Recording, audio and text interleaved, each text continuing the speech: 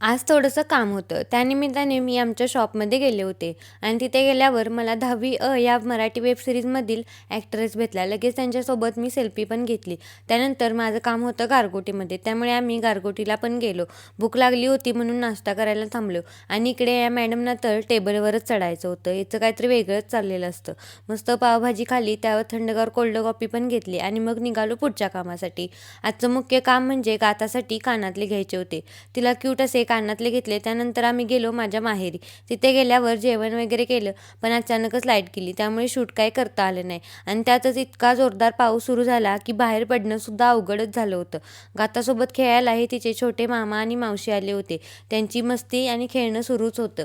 त्यानंतर चहा घेऊन आम्ही बाहेर पडलो. बाहेरचं वातावरण एकदम सुंदरच झालं होतं.